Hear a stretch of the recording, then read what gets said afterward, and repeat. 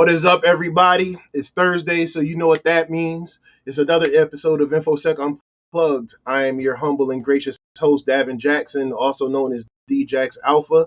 You could be anywhere in the world on this Thursday, but you're with me, and I appreciate it. It's been a crazy week. If you guys are following what's going on with crypto's having probably one of the worst weeks ever after Elon Musk on Saturday Night Live. We got new CDC guidances talking about we could wear masks, we could walk around in public, and things are starting to open up. I'm not worried about none of that. I'm just worried about tomorrow's Friday and it's the weekend. And for me, I don't know about you guys, a lot of us are getting paid, so I'm super excited about that. Before I get into the guest and bring him in, which I am super excited about, I'm glad we finally got to get our timing lined up and our schedules synced up to make this happen. Got to run down the stuff for my sponsors and people looking out for the episode. So this week's episode, like always, is sponsored by Udemy. Udemy is an online training platform of over 100,000 courses where you can learn anything, just about anything, seriously, just about anything. Courses are always cheap and affordable. They're always having sales, and honestly, I'm always buying them and hoarding as many courses as I can to help progress my career. So with everybody looking to get into tech or move into tech or move out of tech or whatever it is you want to do, check out some courses on Udemy, grab them on sale, step your game up, and elevate your career. Also, this episode is sponsored by WebRoot. WebRoot is an award-winning antivirus and security products that protect you from cyber attacks and the dangers of the internet. Prices are affordable, and the product is super easy to set up. I personally use it. I don't recommend anything that I don't use or know of personally. That's just how I go. It doesn't take up a lot of space on your PC or your Mac like some other antiviruses. And like I said, it's just super simple, super easy to use, and a really great product. So please, go check them out as well. And I think that's what I got for right now. So I'm just going to put those links in the description for WebRoot. Oh, that's interesting. That's a new one. So I've been messing around with this Stream Deck, and I didn't know I can actually push the button like that. So that's new. Threw me off a little bit, but whatever. That's the fun of live television or live streaming. So anyway, without further ado, bringing in my guest. You may know him on YouTube. He's a database administrator. He's like I call him a Linux guru, even though we don't like the terms guru. But he's a Linux, just well-versed in Linux, database administrator, and one of my favorite YouTubers, one of the people who I kind of looked up to when I decided I wanted to kind of do this YouTube thing. So please, ladies and gentlemen, everybody in the chat, my wolf pack, you know how we do it. Please welcome Josh, a.k.a. KeepItTechie. What's up, Devin? How you doing? What's going on, man? Thank you for joining. Yeah, no problem. And shout out to everybody in the chat. Good to be able to come through and and share whatever little knowledge I got, what I'm saying, in the field. So a little bit of knowledge. It's funny you being humble. But like I said, again, like I said, you're one of my favorite YouTubers. I see what you're doing in the tech field. But for those who may be new to you, please let them know, who you are and give a little introduction about yourself. Okay, cool. So I'm Josh. I started a YouTube channel a couple of years ago called KeepItTechie, where I specifically talk about the Linux operating system and just different things you could do with the Linux operating system. But I've been in the IT field for a number of years, close to like 14 years or so. And I also have a military background, so I spent some time in the Army Reserves and just been working in different positions, you know what I'm saying? And I guess one of the reasons I kind of started my channel, and like I said, there's many reasons why I started the channel, but one of them is to actually help people get into the field, try to share as much knowledge as I have with anybody that's willing to listen, so we can, get more people into the field, because it's a lot of jobs that need to be filled, and and not enough people out there, with the skills and background to actually get in those positions. And Talk about so, yeah, my whole goal is to try to, share as much knowledge and try to get people excited about actually getting into the field. No, absolutely. And that's actually what I said for right now because is Fire. I think I saw her in the chat. I'm gonna be announcing a new resource for people looking to get into the field as well very shortly. Usually I don't do this real quick, but Professor Black Ops says what's up, but he also asked, do you have affiliate links for Udemy? As a matter of fact, I do. If you click the links in the description, if you're watching on YouTube, click the links in the description, or you can click the links that I just put here. I know they're bit.ly links. Trust me, I would not do y'all like that. I just didn't want to do the super elongated link. So yes, please click those. And like always, anytime you do, it does support the stream, support the show, support the company, and everything goes right back into this because it's just the way we got to do it. So all right. So anyway, so you started talking about your military background and how you got into the field, but can you elaborate a little bit more about your origin story and how you got started? Yeah, so I actually started off by I went to one of these technical schools, one of those smaller technical schools called Remington College. I actually didn't know what I wanted to do when I graduated high school. I That's why I ended up joining the Army. So I went out there, listening to those commercials, be all you can Be be. all you can be. Yeah, and so I took a chance or whatever, and they provided a lot of resources to help you move your education forward, especially the Army. I don't know about other branches as much, but I know in the Army they do have that post 9/11 GI Bill, and Mm-hmm. just all those resources you can get to help you get into school, as well as with the online training and all that stuff, as well as the money they give you for the stipends. But Right. anyway, so I went to Remington College because I didn't score high enough on my ACT. I guess I mean I probably could have got into a traditional, but I was going to end up paying. Right. Right. So I and then also I was gonna have to, cause I ain't gonna lie, I wasn't that good. I didn't take school too serious, high school too serious. I was one of those joker type of guys, and so it bit me in the butt later on. You know what I'm saying?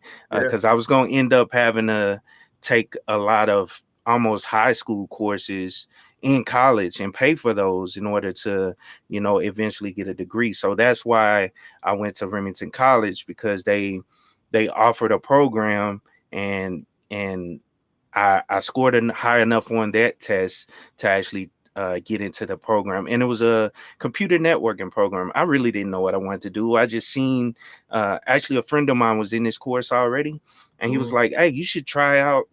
Tech or networking. And I said, okay. I mean, I always worked around with computers at the house, or played around with computers at the house. Yeah. I wasn't, yeah, and tinkering around with it and all that stuff. But I was like, hey, let me just try it. So I signed up for it. And one of those type of schools, they it's almost like walking on a car dealership. They're really just trying to get your money and Yep. get you into this thing, because it end up being a lot of money in the end of it. Once I realized I got a associate's degree though, Mm-hmm. they gave me a computer, and obviously that's tied to the tuition. That's part of the bill.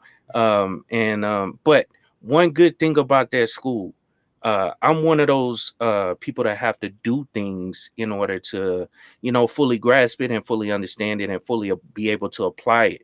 Yeah. Well, they had a lot of hands-on training when it came to setting up server, especially once we got into the computer portions and the programming portions. It was a lot of hands-on, walking us through how all this stuff works, especially like setting up Windows servers. It was like Windows Server 2003 at the time, so that kind of shows my age. But yeah, that that was cool, and that's the type of person I am. I have to learn that way, Yeah. and I still learn that way to this day. I have to actually do it in order to fully get it and comprehend it and everything. But So I finished that school, and it was 2-year degree. I finished 2007, and I just started applying. My wife is actually from Las Vegas. That's kind of how I ended up out here. But Mhm, I started applying in Las Vegas, and I started getting like a whole bunch of hits with just that associate's degree, mhm. and I landed a systems administration job or a network administration job, and that's really how I got into IT. Once I got into that, I just been running ever since. I don't know, I don't want to take up too much time, but yeah, I hope Oh no, we I'm good. good. We good. We Okay. good. Yeah. So it's all on you depending on what time you got. So Okay. just for context, you said this was what, about 2007. Yes. Yep. Okay, so this is pre not lockdown. Damn, we've been in lockdown so long. That's all I can think of. This is pre economy crashing and everything Yeah. like that, right? Yep. Okay. Exactly. Yeah, because I heard back then it was a lot easier. Like I was just getting in around '07, '08 when the economy was tanking and going Hmm. down crapper. But speaking to you, I know you. So you went into the military and then you got out and got into tech. But do you think your military experience or just things, the mindset from being in the military, do you think that helped you, get into the tech field and help translate? Yeah, I'm 100% sure it did, because um, just the discipline. You know what I'm saying? That actually help me um, with transitioning into the IT field. And let me clear it up though. I actually was still in the army. I just recently got out the army. What 20? Um, what what year is this? 2019. Mm, I did 14 years in the army reserves though. And okay. so when I went off the boot camp, I was able to come back home, and that's how I was able to get back into, So you were a schooling and reservist. everything. Yeah. Yeah, I was a reservist. Yeah, I'm Why, sorry. why, why you ain't do the 20? I don't. To be honest, it just wasn't in me. I mean, I guess I went through so much, the deployments and all that stuff. I just figured it was time to hang it up. Some people say, "Oh, you should have stuck it in," but I mean, it's okay. I at least got VA benefits out of the deal. Oh, You know what I'm yeah. saying? So, yeah, I get No, that. You know. I asked that question because because no matter what, even if you do four, people are like, why don't you stay and do the 20? Like Hmm. I got out for force reshaping, and they were like, you should still do the 20, and I'm like, nah, I'm good. So, Yeah. but from one vet to another, thanks for serving, and I know Yeah. that can Salute be to you. I know what you're talking about when it's like, you know what, it's time to just sometimes it's just not in you. Uh, Yeah. but But I served my time, and let me say this as well, right fast. And I'm sorry, I hope no, I go ahead. didn't throw Go ahead. you off, but um, and never mind, you go ahead because I forgot what I was gonna say. I lost it. I lost it. Sorry, Well, it'll like come back to me in a minute. yep, you here, so you're good. So all right, so you were in the military, why, and then you got out, you took it, and you're one of the smart ones. You took advantage of the opportunities given to you, and you went and got, you got your education, and then you got into the tech field. Um, so when since you've been in, or getting into the field or anything, have you faced any challenges, or do you face any challenges today? What are some of those challenges? If so, what are some of those challenges? Okay. So one thing about the IT field that you'll quickly realize once you start working in it, you really don't know where you're gonna end up at in the actual field. Mhm. It's so many different areas, and I know you talk about it on your channel. The cybersecurity side, network administration side, systems administration, uh, architectures. All those different areas, programming.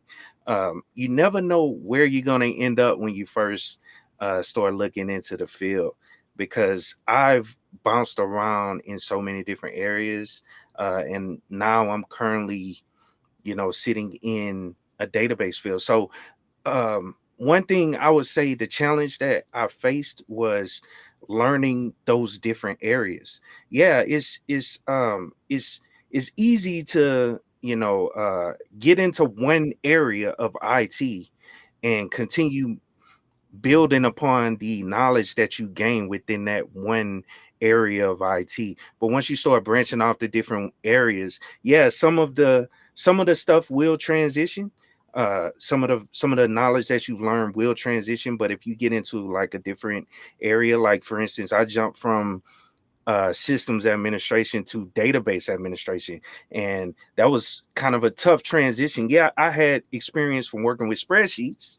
I had experience from, you know um, playing around with VBA, but database is a whole nother area, you know what I'm saying? And so I had to, pick up the pieces and buckle down and learn, buy books and all that stuff to actually get proficient in database so I can start excelling in that area. So it's because it's almost like starting over a little bit when you get in, depending on what position it is.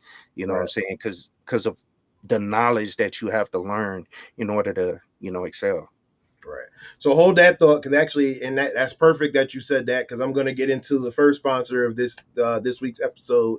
So like you were talking about, getting into the field and finding those transitions, and sometimes finding a job is harder than actually learning the stuff you need to learn itself. So if you're familiar with the tech, cybersecurity, intelligence, digital forensics, all those career fields, I'm sure you've heard the horror stories about trying to land that first job from companies looking in the job from companies looking for just too much for an entry level position, job descriptions that are well above entry level, or just you not knowing how to get past the hurdles of the application or interview process.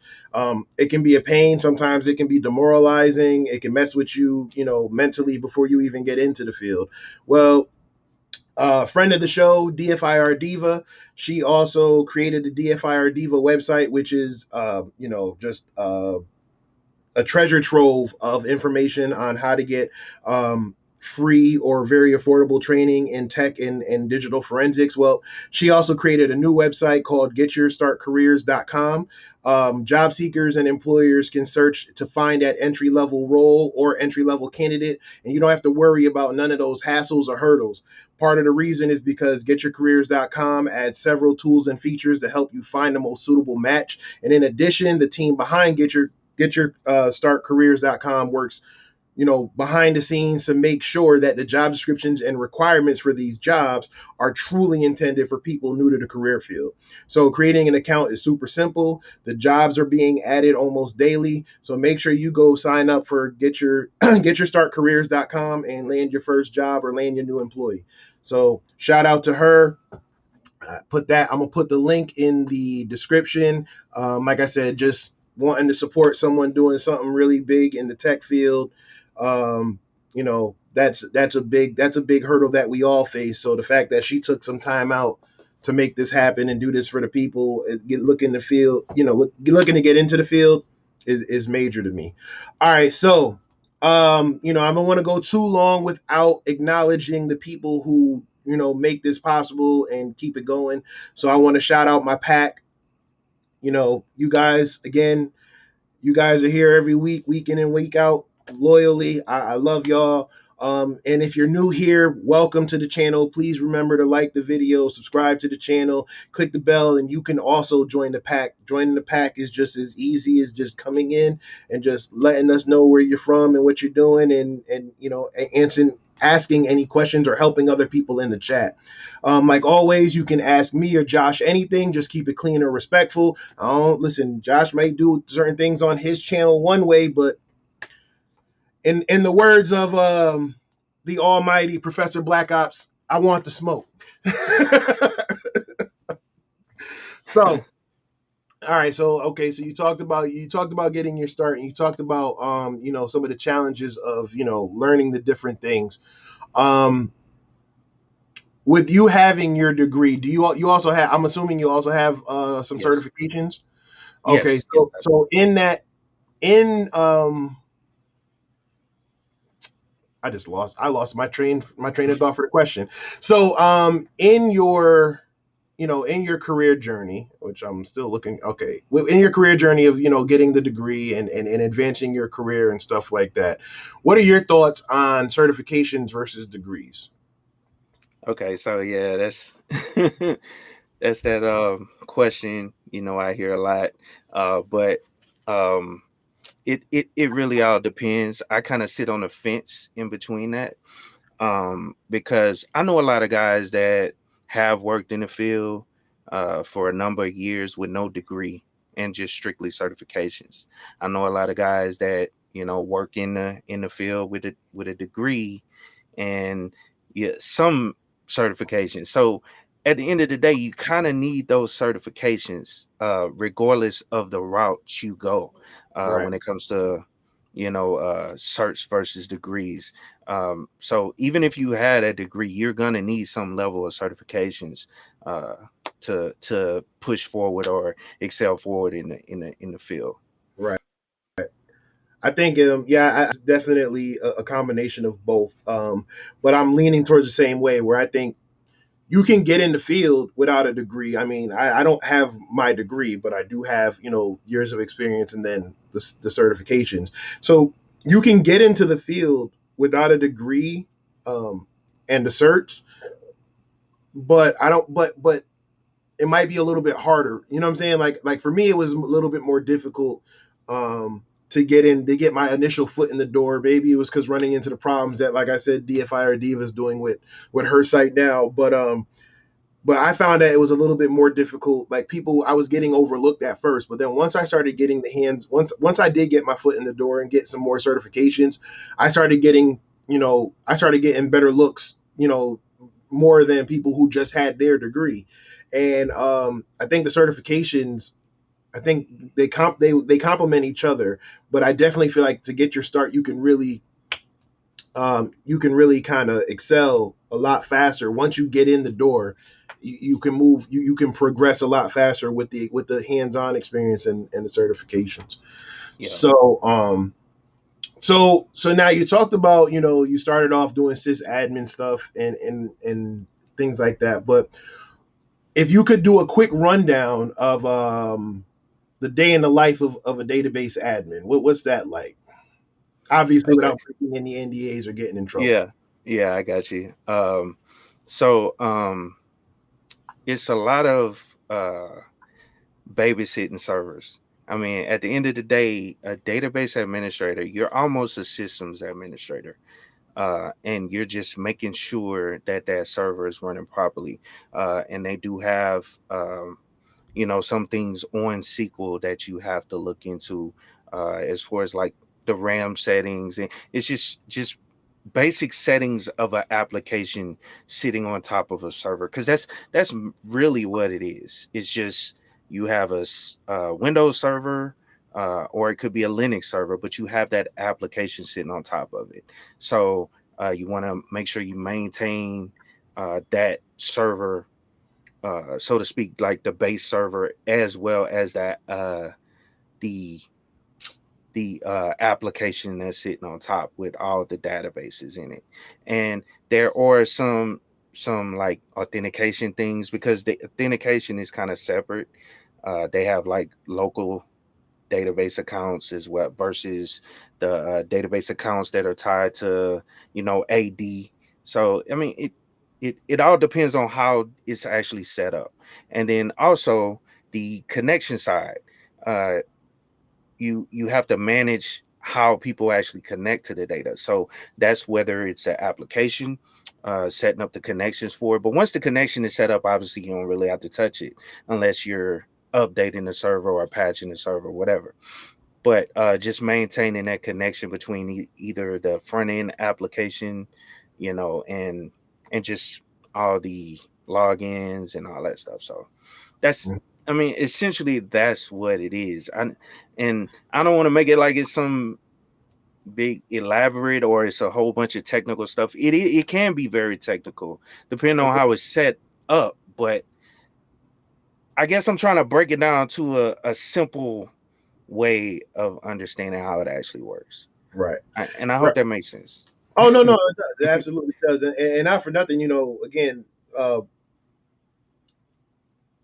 I think that job is also very important again from a security standpoint too, because the DB admins, they're making sure that certain things are in place to avoid the database, giving up too much information Yeah, on and the I didn't hit on security. Sorry about that. yeah. Go ahead. Yeah. No, you're good, you're good. So but like I said, I like bringing in that's what one of the things that I like to do is bringing in people from different fields where it might not be necessarily infosec or cybersecurity, so to speak, but it Mm, plays a major role because if you don't have your database configured correctly, you know you might have information that's leaking that can lead to a lot of things. um, exactly. when you talk about databases, the first thing that comes to mind is SQL. And what's the number one vulnerability in most web applications? SQL injection. So, Yep. definitely knowing that, and how to secure those things is definitely crucial. And there's not enough of them because it's still the number one vulnerability out there. Mhm. Um, but in talking about, you doing sysadmin work and then moving in the database and stuff like that. Um, One of the things that people ask me, obviously, how to get in the field and stuff like that, but it's kind of what do you do once you get into how to progress, right? How do you elevate? I know what certifications or what path to go, in my profession. But what would you recommend for career progression in your field from just like the administrator's side of things? Okay, so I always point to the CompTIA certifications. Kind of starting out, they do have those Microsoft certs if you're getting into SQL administration, or if you're getting into systems administration, those MCIE certifications. Um, and then yeah, I always like, if you don't have a background, then obviously you want to start as CompTIA, probably the what's it called, IF T plus. Mhm. Yeah, and then the A plus, and then Net plus, Security plus, and Server plus. But if you're trying to get into that server area, that's some of the certs you want to look into as well, because they'll give you a base understanding of how these servers work, how all these computers work, together. So if you have that base knowledge, then you can move forward into higher positions. But um, specifically systems administration, those MC, the Microsoft certifications are where you want to go. Now, unfortunately, I don't have any of those certifications because, and let me kind of explain how I ended up as a database administrator so people can get the full picture. I Mhm. started off as a developer because I had a lot of VBA experience. So Okay. I've developed front end applications that connected to SQL databases. So I had that base understanding where, like, writing SQL commands, running SQL from the front end application, or pulling data from the front end application, moving data around within the database. And that's a different area than versus the database administrator. Really, the database administrator is just giving you the access. That's who I had to go to get access to the data that I'm trying to get access to for whatever application that I'm building. And then I kind of hopped over to that database administration side because of uh, a new job. And so since I had that development, background, that's how I was able to get into it. And then as well, I didn't know if you were going to get to this, but I work government contracts, and which Mhm. is a little bit different than working in the civilian world. Um, they don't need you to have those Microsoft certifications a lot of times. Right. Uh, all they need is that security plus and a security clearance if you have it, Yeah. and that weighs heavy versus the position or the and a degree as well. You know what I'm saying? A lot of times, but that weighs heavy if you have that specific certification as well as a clearance to get the positions, because there's not many of us out there. So they Yeah. kind of, and go ahead. I'm No, no, sorry. no. I was gonna say I think it's what with that the DOD Yeah, what DOD 850 or something like that. yeah, exactly. So Yep. yeah, yeah. I mean they have yeah for different jobs, but go ahead. I Mhm. didn't want to cut you off. Nah, you fine, you fine. But nah, so that's how I was able to get into the database position. So I'm I'm still learning, but I do have a lot of knowledge because I've been doing this for over a year, close to 2 years as a database administrator. And that's why I brought that up earlier, um, as like one of the challenges. It's basically learning something new and adding it to what you the experience that you currently have. So it's almost like learning a new position, but what helped me was that systems administration background, because a lot of things on a SQL server kind of is pretty much the same as working as a systems administrator. Just the base level AD stuff, writing PowerShell scripts. You know what I'm saying? You can manage SQL Server from PowerShell scripts. Yep. You know, all that good stuff. So that a lot of that systems admin knowledge transition over, and it. I had to remember some of it because it's been a while since I did it, but that helped me. Go ahead. I'm sorry. No, no, no. You're good. You're good, man. You're good. I So, hope I'm doing good, man. I know sometimes man, I'll be all over the place.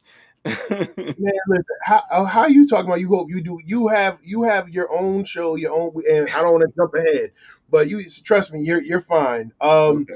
But real quick, let me just go down real quick from the chat. So, so Ty says, "Hey Alpha, what's going on, Ty?" Infinite logins. Harley says, "Let's go." Haranzo says, "Hey." DFIR Diva, the lady of the hour who built that great website. She says, hey, Kobe Lewis, friend of the show. My brother says, let's go. My brother, much love. Professor Black Ops is here. He says, what's up? Let's go down here. I know I saw a couple people. Chaos Rain also says hello. Where are we? Mr. Cybersecurity. Oh, my cybersecurity journey says, "Hey there, thank you for joining. Hope you're enjoying the show so far." Let's see, and then we have person centered cyber. Cheryl Abrams says, "Hey everyone," and says, "Hey, especially to you, keep it techie." Hey, Cheryl. Also, the Professor Black Ops, and then she asked a question which I was actually I'm gonna ask again later on, so we don't have to get too much into it. But someone recently asked me to explain what it would take to get more people of color into cybersecurity. Still thinking about it, but do Certs help level the playing field for us? Absolutely, but that's definitely something I'm going to ask. We're going to get into a little bit because that's also something that I want to jump into a little bit more as well. So you scroll back up here now. One of the things that you've touched on a few times so far is learning, right? So one of the things I tell people all the time is you have to have a passion for learning. Oh You yeah. have to enjoy because again you can't see it in my camera right here, but there's a lot of books, there's a lot of articles, there's a lot of just news that you have to stay up on to stay relevant, even with your certifications. I mean, most certifications now are following the trend of either having to do some type of training or attend some type of seminar or conference or whatever to get credits, or retest every 3 years or 4 years or whatever it is. So could you speak on your passion for learning and how you go through staying relevant? Yeah. Okay. So, um, I remember I said at the beginning of the interview, I was basically saying that I have multiple reasons I started my channel. Well, this is another one of the reasons. Is basically um, immersing myself into the technology, which is why I kind of started my channel. Is I know that's separate from what I actually do as far as Linux goes, but it's still technology and it's still relevant. to what I do and the area, of study I'm in. So it that keeps me to constantly learn. And that's one thing you got to do, like you already said. You have to have a passion for technology, IT, anything in IT that you become very passionate about. In order to stay relevant, like you said, I'm constantly reading articles, staying on top of news. I have RSS feeds that are sent to my email account with articles on various topics to try to help me stay on top of it. So that's something you got to have that passion and mindset for it. You know what I'm saying? In order to stay on top of new technologies, and that's yeah. And the main reason I wanted to say I stay on top of um, I talk about Linux is because I'm starting to see a lot of the technology that I see in that I see, with the Linux operating system and stuff like that, open source stuff. And I know you probably want to save some of that stuff for later, but I just want to hit this one point. Go I'm ahead. starting to see a lot of this technology in my job, in DOD, in different areas. I'm starting to see this stuff popping up. Python, is everywhere. Is becoming is being introduced to environments everywhere. And Right. so um that's another reason I hit on Linux a lot, and I try to push it. Like, for one, I did a video a while back on Ansible. I found out about Ansible and that's IT automation. I found out that they were actually using this, you know, at my job or in an area of my job. So that made me look into it. I was like, hey, that sounds like something cool. And plus it's Linux. Oh, this would be perfect. Let me start looking into it. And I learned about it and did a video on it. And the videos, like I stated earlier, I have to do it in order to, grasp the full concept of how it actually works. So Right. that's why I make those videos as well. Yeah, Hopefully that answers your question. yeah, no, it's a cheat code. Like that's like me. I'm Mhm, the same way with the videos or the blogging and stuff like that. But mhm, but it segues right into it because you were talking, you talk about the Linux stuff, and like I know you said we were jumping ahead, but it's the very next question. Um, but it's true, and a lot of people don't even really know that a lot of things that you use on a daily basis is probably run by Linux. If you have an Android phone, most of your Android apps, I mean, Android is Linux. Um, shoot, Mac computers are, run a Linux shell. So talk about that a little bit more if you want to elaborate. I mean, you touched on it a little bit, but like I said, but yeah, your channel and stuff like that, yeah, it's fully, there's a lot of Linux stuff in there. There's a lot of helpful things in there, but I definitely see that, you tend to light up a lot more when you're working on the Linux stuff. So talk about that. Yeah, that all started actually in my first IT job. Um, I started. It was basically a small company, and they basically sold websites or something like that. Well, I was the systems administrator in the back, and then they always stuck us in a back room somewhere with no lights, and so it was another systems administrator back there with me. As first person I ever worked with. I'm still friends with him to this day, but he basically ran a lot of the things on the network using the Linux operating system. I was like, Linux, what's that? That wasn't in school. You know what I'm saying? I don't know nothing about that. And so he kind of showed it to me. And then we had the freedom to, as the systems administrator, we had the freedom to, put whatever operating system we wanted on our system. So he kind of helped me, set it up while I, kind of, because he knew more Linux. I knew more Windows, and they had Windows servers on the network. So they brought me in to actually manage those Windows networks. So I taught him stuff. He taught me stuff, and that's kind of where that whole passion for Linux started. And I've been using it uh, personally since then, like 2008 or whatever. Um, and I don't know. It's just a great operating system. In my opinion, you have a lot more freedom. You don't have to worry about and I've learned this over the years of actually using it. I didn't know all this in the beginning, but the whole privacy aspects behind it, and it's just been so many different things that I've learned about this operating system that made me love it more and make me want to talk about it more. And then also the jobs that are in it. It's they're they're kind of few and far between where they were kind of few and far between, but it's starting to come. If you go to LinkedIn, if you go to all these jobs and put in Linux, you'll see a lot of jobs are now requiring people to understand Linux or know Linux in some capacity. So it's picking up a lot of traction. That's something that I know not a lot of guys kind of stayed away from in the past because of the whole command line experience or the command line knowledge that you have to kind of know.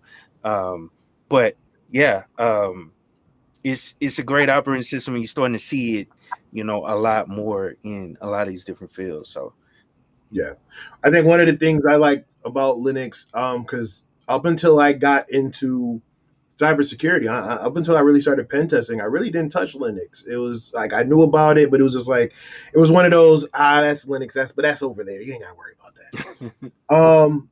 But I like what I'm liking more about Linux is, yeah, some people say, if you don't know what you're doing, you can hose your system a lot worse on a Linux system than maybe a Windows system.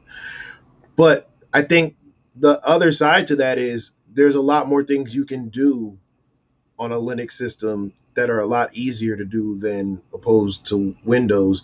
And, it makes you get Linux, Linux is best when you're comfortable in the command prompt in the command terminal, and that's things that I think can then translate back to Windows when you're talking about things like scripting and PowerShell and stuff like that. Like I think there's definitely a place for Linux. I think more businesses should start incorporating Linux a little bit more. Not that I'm not one of those people who think, oh, Linux machines or Macs are uh, impossible to break into or whatever, mhm. anything like that.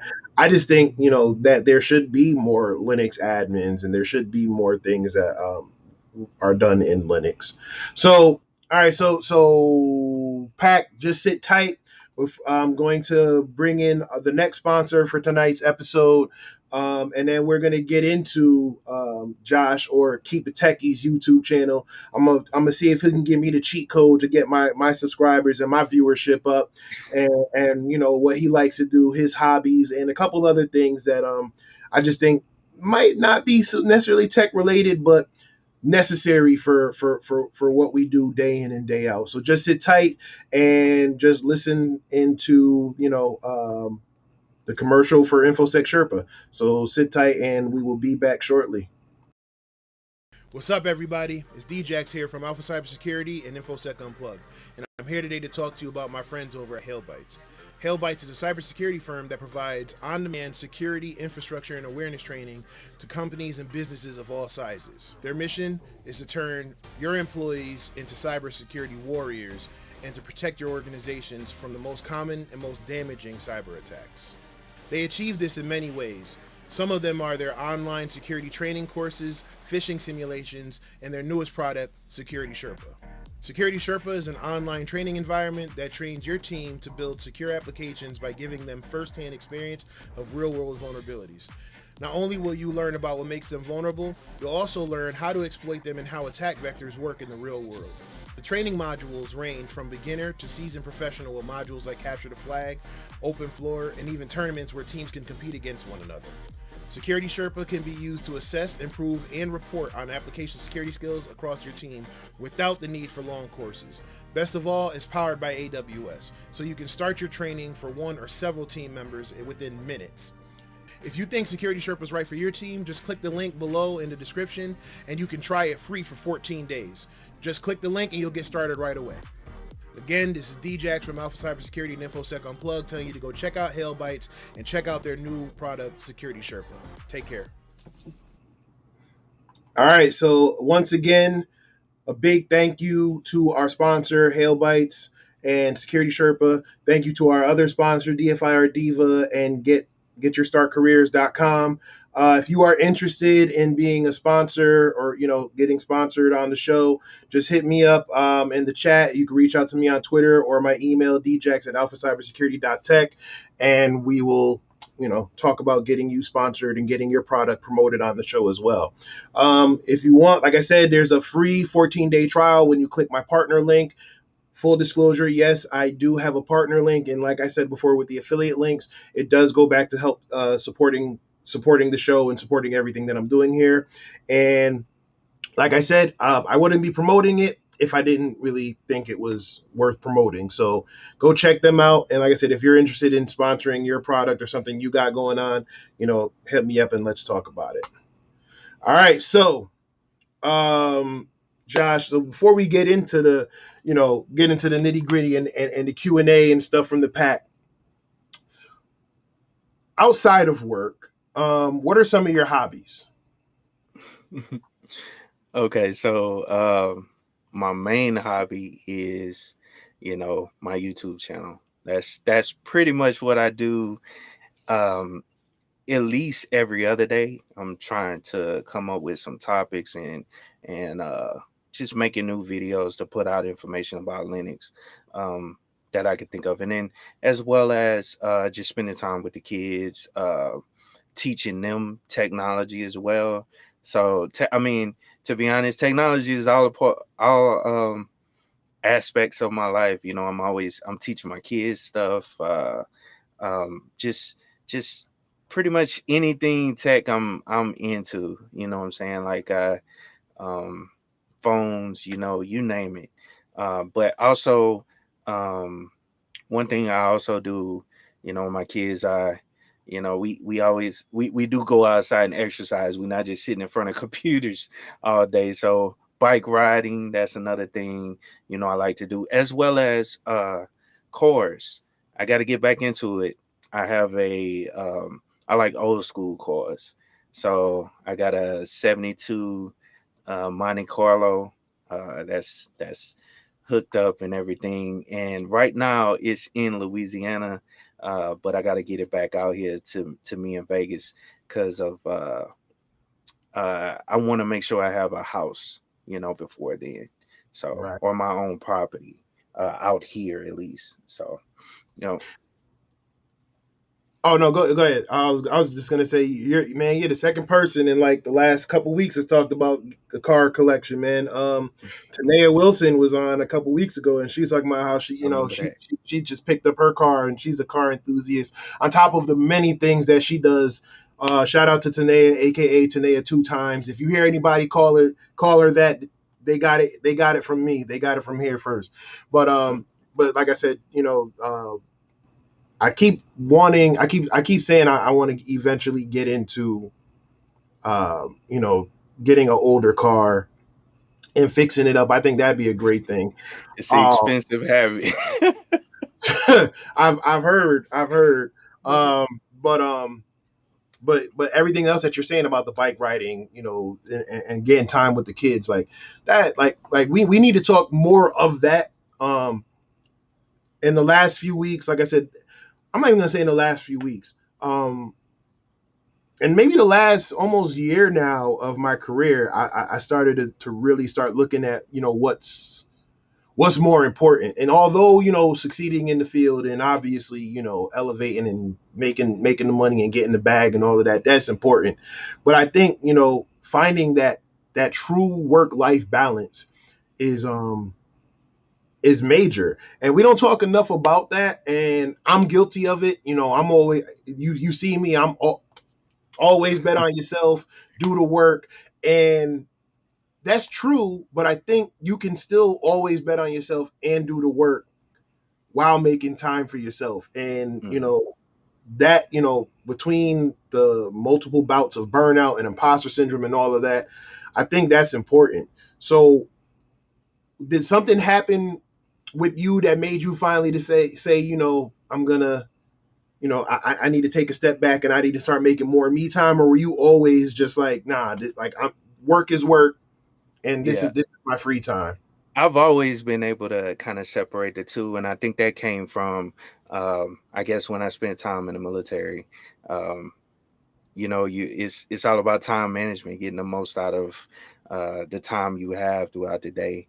And so that's something, I guess, that stuck with me for a while, since I joined.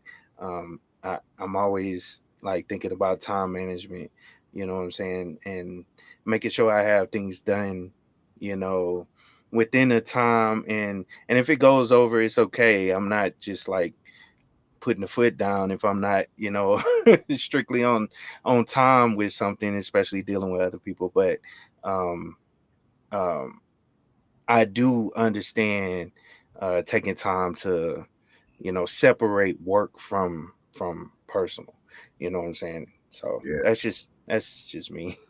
I mean, Excuse me. for me, and I might be getting a little too personal, but whatever. It's my show, and nobody gonna tell me otherwise.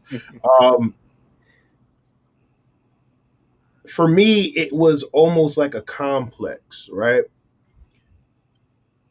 I came up a certain, not that I came up like the worst, because like my mom, I mean my father too, God rest his soul, but my mom busted her ass, to make sure that me and my brothers were good. You know what I'm saying? And then my older brother went off to the military, and it was just me and my younger brother. So it's not like we were like really bad. We were like really bad or really without, but there's certain things that I remember that I was like, I gotta do better. And then even in my adult life, especially when I got out of the military, like that transition for me was rough. Like I tried to find different jobs. I was an aircraft mechanic. Couldn't really find nothing. When I got out, and I tried my hand at a bunch of different things, and I remember just struggling, and then my wife and my daughter and then my son came along, and it was just like I was just like I can't. So once I started to get into the field and started progressing and obviously making a little bit more, a little bit more money and doing things, it was like I was hooked. It was almost like a drug, right? Because it was just like on one hand it was like I love where I'm heading. I love where I'm going, and I don't want to go back to where I was. And it's hard once you do it for so long. It's just like being addicted to anything else. It's like it's hard to turn off. So now I think with the burnout and stuff like that, it's almost like I'm paying the consequences for going so hard. So now it's like trying to find that balance. So again, it's super important. And if anybody's watching or listening and you're anything like me, take that time off. Take that time out. I'm not saying that you have to completely turn off tech, but do something, maybe lighten it up a little bit. And one of the things you can do, like Josh was saying, or like I'm doing, and like No Muscles, shout out to No Muscles, just asked. He asked, "Do you stream?" Which leads into the very next question: your YouTube channel and your show. So talk about talk about that. Talk about how that came about. You touched on it a little bit earlier about how it helps you with your work. But talk about just everything you're doing and the goals you have for that channel. Yeah. So like I stated earlier, it's just really kind of like an informational type channel, or tutorial style channel, where I'm trying to teach people different things within Linux. But recently, earlier last year, late last year, I started interviewing people. I started bringing people on to interview because I noticed there was a need for more people of color within the IT field. Because, to be honest, every position I've worked in since I've been in IT, um, a lot of times I'm like the only black guy there. You know what I'm saying? And it's nothing wrong with that, but it's just to me it seems like a lot of the people where I'm from, or people I've grew up with, people I'm friends with, and people that you know that need the most help are not in these fields, in my opinion. So um Right. that's and I'm trying to remember where I was trying to go with this one. but that's the whole streaming. Yeah. So Yeah. that's why I kind of do those streams. I bring in people that are in the IT field, and people of color.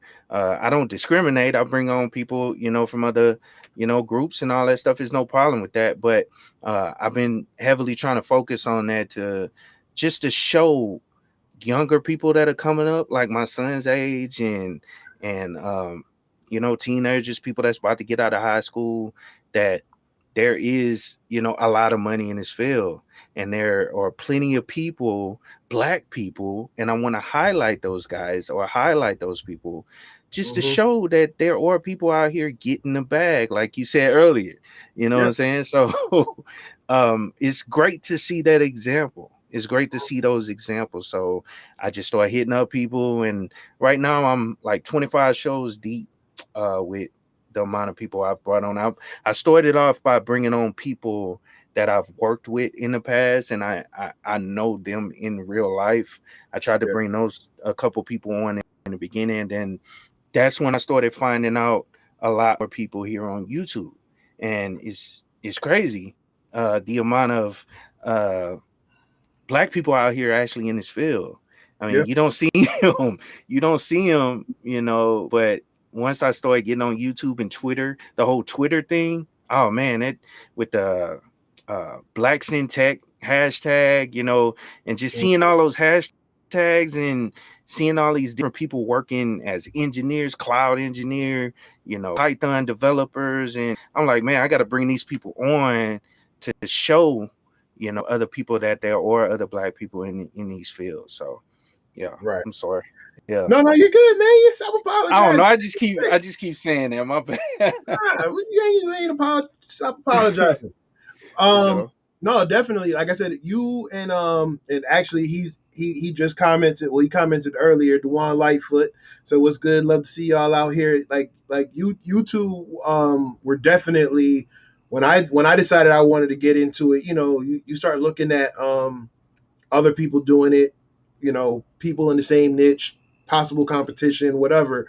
And I saw y'all, and I was like, yeah, that's what's up. And it's the same thing.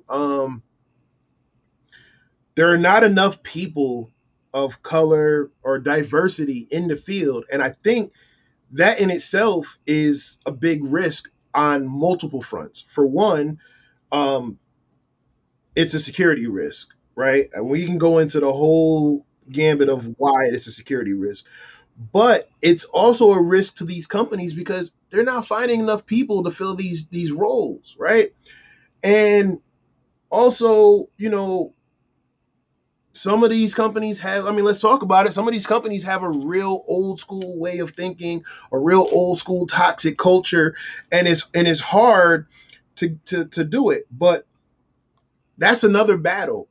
For me, I think although there are a lot of people of all backgrounds and of all races and genders and just whatever makeup, right? Whatever background they come from. There are a lot of people who are trying really hard to bring in more diverse people. But I also think it's also up to that same group of diverse people to help bring it. Why? Because representation matters. And this kind of goes into when I was talking to when Cheryl just asked earlier about bringing more people into tech. I think yes, it's a responsibility for everybody, companies and whatever, but I really think that we need to do all we can as well to bring in people to make ourselves known. Mm-hmm. So with the YouTube channel, with the blog, with the exposure on Twitter, because like I said, up until you can look at it, up until about 2-3 years ago, yeah, ain't nobody really see me like that. I had my social media page, and my social media page wasn't public, like, and then it was like, nah, if I want to, if I want to change something, I have to be the change that I want to see. Exactly. And in doing that, it was like, okay, yeah, do I get spammed and trolled and comments and random people talking shit on my YouTube channel or in my comments, or, you know, giving me random thumbs downs in the videos? Yeah. Yeah. But I think it's for the greater good. So I think things that you're doing and things that Dewan's doing with Lab Every Day and things that Cheryl's doing with Person Centered Cyber and Professor Black Ops, and then you also have people like, Harley with Infinite Logins. My guest last week, Cody CW InfoSec, it's bringing light to a field that a lot of people, especially no matter what color you are, from the poor communities, probably didn't have access to. Yeah. Right? Because I knew I was technically inclined, but I always felt like I wasn't smart enough because I was made to believe I wasn't smart enough, because to get in that field you had to be one of two um what's the word I'm looking for, backgrounds. Mm-hmm. So I guess, in my roundabout way, outside of what we're doing with the content we're creating, the social media presence and everything like that, how do you think we can get more people from, more diversity, more women, more people from poorer communities interested into cybersecurity? Um, I believe basically what we're doing is something that will help. At least I'm not saying it's the total answer, but by putting this information out here, as much as possible, from two people that look like us to people, from people that look like them, you know what I'm saying? By just putting it out there and as much as possible, what we're doing, and that's why I brought up the whole bringing up people in different areas. I don't, or different, areas of IT. I don't know everything about IT. I know about my specific area. So that's why I bring on, people like you with cybersecurity experience, people like Professor Black Ops, cybersecurity, and just bringing their different knowledge, and display, putting it on display, so other people can see an example of where they want to be. Because social media is in every aspects of people's lives nowadays. Kids coming up out of high school, they all have social media accounts. So what you doing? I see you're using well, I don't want to you using Restream. Restream, Yeah. what it does is it shares out to multiple social media platforms.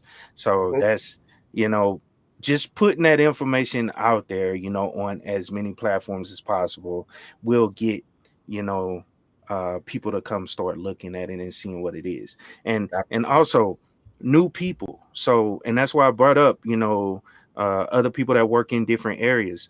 Just bringing new people into this space or different spaces to show their knowledge, is great. Like, I met Professor Black Ops online, and I brought him on twice now. Um, and he brings so much to the table, you know what I'm saying, just by putting the information out that I don't know, you know what I'm saying, and someone may be interested in. So I don't know, man, it's just putting that information out there as much as we can. um and I really don't have that answer to the full answer onto how to push it as Mhm. better. But one thing that Cheryl did say, Yeah. she talked about certifications, and this is something I've always said. I've always said that certifications are kind of like that, um, equal. It puts everybody on an equal playing field, Hmm. um, by these certifications being way more valuable than having a degree. Those certifications you can get, very top-notch jobs using those certifications, alone.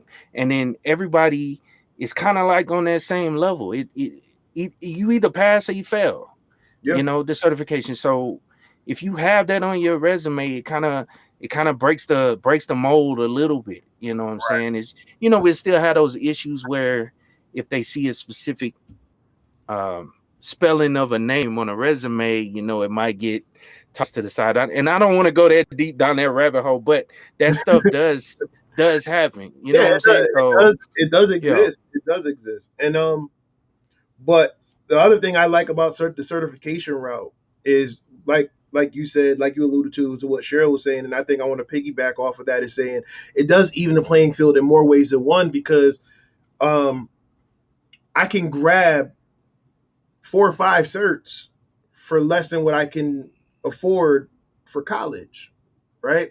Like, again, we didn't come up, I can't speak for you, but we didn't come up with parents who were well enough to say, okay, we're going to pay for school, even with the financial aid and grants like that. If you didn't get a scholarship, you was either working your way through, or you were giving yourself a shitload of student loan debts. Yep. You know, that when you get out, you're going to be struggling to pay after the fact. So I think with me, and one of the debates that I used to have all the time with family members, when it was like, well, you know, you like, listen, college isn't for everybody, right?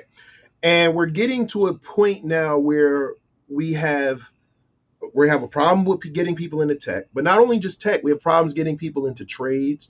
We have why? Because college was put on this freaking pedestal. Yeah. And people think the only way you can succeed is by going to a college. And then guess what? Then they move the goalposts, because depending on what college you go to, they still might hold you back. I mean, Google was just under fire not too long ago for their hiring practices when they said people with computer science degrees from HBCUs weren't held to the same standard as other colleges. They were to be looked at like as lesser than. I don't even know why I'm holding back. It's my show. It's a fucking degree. Yeah. Right? So I think, you know, there's so many things wrong. And when I had Professor Black Ops on, he talked about it. Like, I think the education system needs an overhaul. And he said the same thing. Like the education system needs to be just kind of revamped. Because, you know, there's so many things that they're teaching you that you don't even necessarily need to know to excel. And if we could do something, I think, again, what we're doing with the YouTube channel, with the YouTube channels, with the blogs, with our presence, speaking at conferences, and just making ourselves available. But I think the next step in that evolution has to be content, and not just the content that we're creating with how-to videos or podcasts. I'm talking more about educational content. So maybe we put out more course material, you know, and teach it, be the ones teaching it. Now, one of the problems that I'm running into is that I want to make sure that whatever the content is, it's not just something that's like, oh, this is a great course for Udemy, or this is a great course, you know, for some off website or your own little content. Like, I want to be able to do that and it be looked at by, you know, schools or some type of, you know, institution that has some type of academic accreditation where it can be incorporated in, I guess, in lack of a better term, taken seriously. But it's something that, but I also want to do it where it's in those same communities that would benefit from it. You know what I'm saying? So I've been really giving it a lot of thought. Like I said, I have some things lined up and that I want to do to try to help bridge that gap. But I think it's not going to be something that's going to get fixed overnight. But I do think, like I've been saying all 2021, I think it can be done and it can be us. But more importantly, it has to be us to do it. Yeah. I'm willing to accept the help from any and everybody. But when it comes down to to who has to kind of stand there and own it, it has to be us, for the simple reason that we want to get that representation factor in, because let's face it, there's always skepticism. So I think by saying it, and not just us as in, oh, it has to be just black folk or brown folk or women in general, but people who came up in a similar background. So it doesn't even necessarily have to be, someone black or whatever, but someone who can essentially speak that language, Yeah. who can say, look, I came from humble beginnings and this is where I am because of getting into tech. That has to be the driving force behind it. So And all right. So speaking of what you just said, that's why I be me on my channel. You know what I'm yes. saying? I wear the hats because that's me. Yeah. You know what I'm saying? I have gold teeth in my mouth. That's me. That's something I got when I was younger or whatever. But I mean, it's I'm just being me. You know what I'm saying? And I want people to understand and recognize that, okay, this person grew up kind of like I grew up as well, Mhm. or at least it appears that way. You know what I'm saying? And he speaks the way I speak, the language, the way I talk. I mean, yeah, and I've been in boardrooms where I've led a conversation or led some type of training, or it's been whatever. I've been in conference rooms and I understand how to speak in front of a crowd, Mhm. but I also still have my, I don't know what the right word is. I still have myself, in there. You know what I'm saying? And I'm not changing up for anybody. It's not I ne- guess that's it's not and necessarily code switching, but it's almost like being bilingual, right? It's yes, like yes. like I can go into a room and speak to executives and get the executives to understand what I'm saying and follow what I'm saying, but then I can leave and I can be me. I can, what I'm Mhm, saying? Like I don't get too lost in everything to lose who I am or who you are. So I think mhm. that's crucial. Yeah, Um, yeah, and I think the other thing about it is not only do we need to get more diversity into it, I also think we need to get them younger, right? Get them when yeah. they're younger. Um, and that's another thing. That's another passion project that I'm working on that I think ties into all of it. Is yeah, going and talking to these kids. I think I think it was Professor Blackhouse when I had him on, and we had come up with a plan about you know balling out of control at DEF CON this year and just having one night and posting it on social media because we got to speak the language, right? We got to get out there and let them see, oh, look, they're doing this and they're not celebrities, they're not ball players, they're not drug dealers, they're not compromising their integrity Yeah, or risking their freedom to enjoy enjoy their labor, the fruits of their labor. So yeah, there are certain things that they're doing, like giving a talk like to in video game stuff. Like I have a lot of things, but like you said, like you have kids that are immersed in tech at a young age. So how do you get them to be interested in sitting down and learning Linux or learning Python or something like that?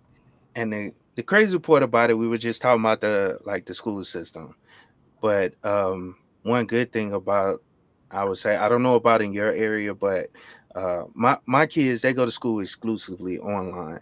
They go to it's one of those K-12. Most people have heard of K-12, but um they they're starting to give kids, because I remember when I was in middle school, elementary school, we weren't talking about nothing dealing with computers until I got to high school, where I probably, and it wasn't even computers, it was like a typing class I think I took. And then I think they had like an elective later on, like in my 11th grade year or my 12th grade year, for computer science or computer class or whatever. um, they're starting to incorporate a lot of this stuff in kids, like middle school. You know what I'm saying? Because my son was actually taking a programming class, and he's in the the sixth grade. He took a computer programming class. And so they're starting to incorporate a lot of this stuff in at a very young age. So I think kids are, I mean, they just have to get that interest, you know what I'm saying, and keep that interest. But I think they're getting introduced more and more to this technology that's out. Yep. The At an early age, they just have to hold that interest, throughout their, throughout. So I think they're getting it. It's they getting hit with it, but just gotta hold on to it, I guess. Yeah, it's like, and I think that's the problem with just today with everything, with technology, with TV, with everything.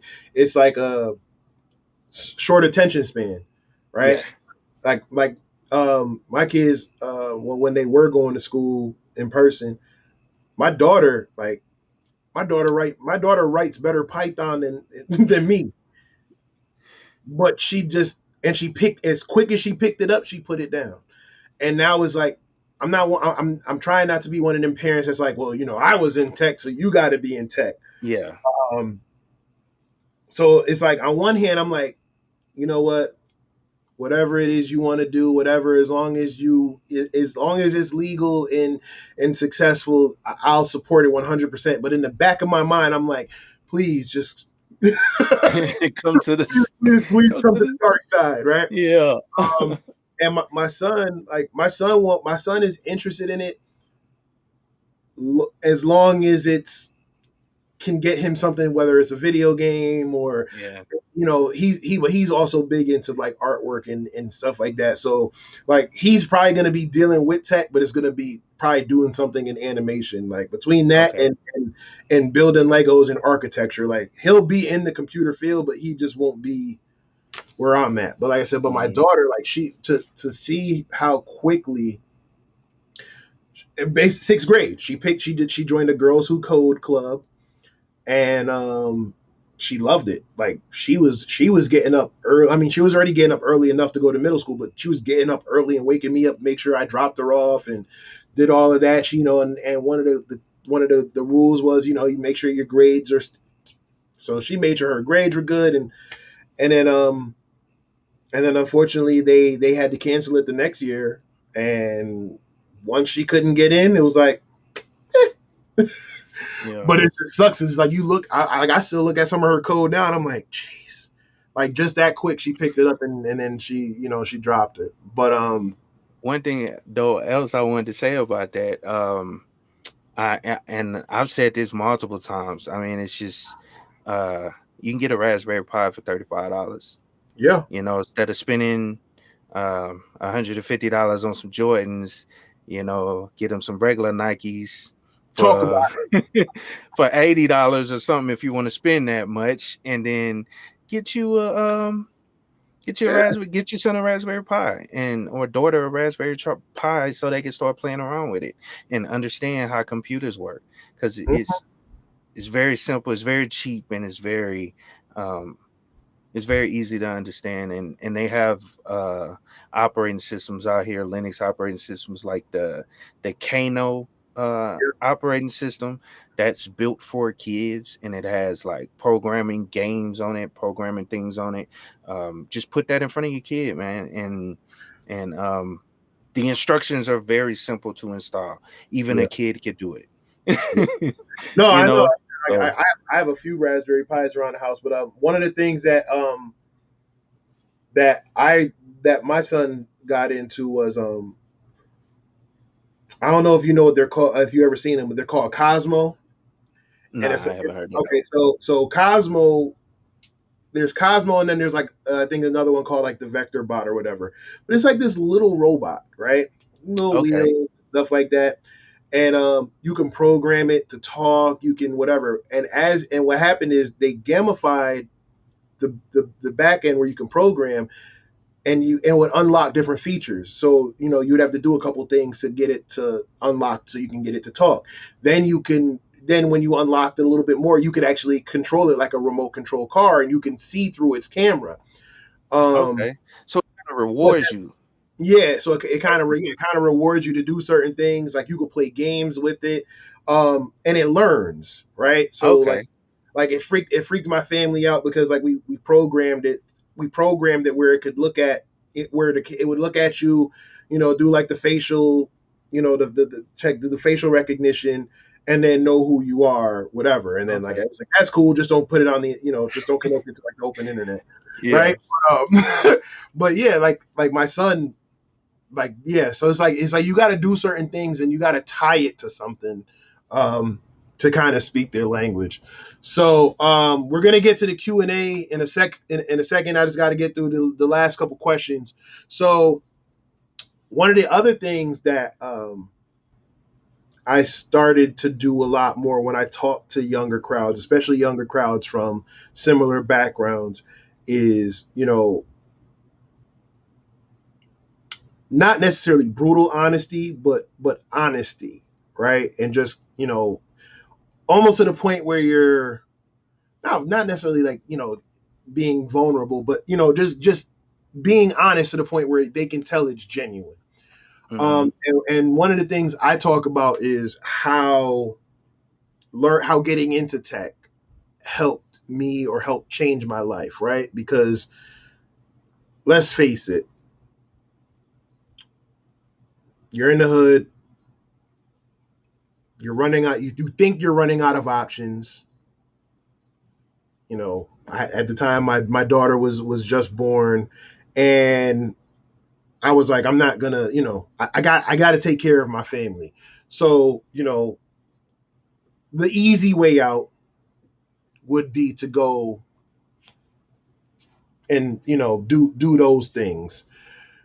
Um, Yeah. but instead, similar to what you're saying, I say, did what I had to do, work little odd jobs, make my little side money here and there. I did landscape and I did all type of whatever to save up the money. Made sure, obviously I put food on the table, but then I saved up the little $300 and went to Best Buy and bought me a little Lenovo laptop on sale. Um, and that was my first laptop, and I still have it to this day. I mean, it ran Windows at the time. Now it runs Ubuntu, but that's the only way to keep it alive. But Yeah. that laptop will be like a part of my life, because doing that exposed me to where I am now. And had I went the easier route, it's easy to make that decision, but it's hard to live with the consequences of Yeah. those decisions. So had I went that quote unquote easy route, I probably wouldn't have been here today. I probably wouldn't have been, my son probably wouldn't have been born. Things could have, how it go. Yeah. Yeah. So how has getting into tech helped you? So, to be honest, I mean, it is helped me in a similar way, to you. Not that I grew up I didn't grow up in the hood. I grew up in a two-parent household, in a neighborhood or whatever. We stayed in the neighborhood and everything, um, in Louisiana. But um, you're right. Those temptations are there. You know what I'm saying? Um, to I don't know, want to go down the wrong road because influences and what's the right word, peer pressure, you know what Yep. I'm saying, and just being around the wrong people, you know what I'm saying, because I to be totally honest, yeah, I did hang around a lot of the wrong people when I was coming up, and Hmm. and I ain't got no problem saying it, you know what I'm saying, and I doing things that I know I shouldn't have been doing because I was, my parents, raised me right. But um, tech has changed my life because, and I would give it a lot to the military as well. But tech has changed my life because it opened up a lot of doors. The military opened up a lot of those doors as well, or kept a lot of those doors open for me, especially when it came to my security clearance. If that analogy kind of fits, um, the military kind of kept it open for me by expanding those opportunities. But it also moving away from your hometown. I kind of talk about this every now and then, that sometimes you got to leave, especially in the IT field. You got to kind of you got to leave where the jobs are in a lot of cases, and then also that'll help you by getting away from those bad influences, Yeah. by going to another town. And it's not like you running, it's not like you don't feel bad about it, you know what I'm saying? It's, you ain't running from nobody, you ain't running from nothing. You just going to where the opportunity is, so you can eventually get the bag, at some point later down the line. You have to take those chances. You got to take those leaps of faith, you know what I'm saying, just to try to get yourself in a better situation. And I don't mind telling people to do that, bro. I mean, I know people that are still back home where I'm from that are still in the exact same situation they were Talk when I about it. left. And so, and I feel as though if I was still there, I would be still in that same situation I was in at that time as well. Yeah. So a lot of times, taking that leap of faith and jumping out there and seeing what other opportunities are out there in different areas of this country, you know what I'm saying, it's a great thing. You can always go home and speak, but get on your purpose and get on your grind, you know what I'm saying, and you eventually, be successful. Yep. Hold up. Hey, listen. I don't know if anybody else can hear that. I don't know. I have to check the previous episodes. But anyway, but no, that's a bar. All, like I said, always bet on yourself, right? Yeah. Because sometimes that's the only person who's going to be in your corner when the rest of the world, the rest of the community, sometimes your own family don't get what you're doing. They don't see the Mm-hmm. picture. And it's funny that you mentioned, leaving, right?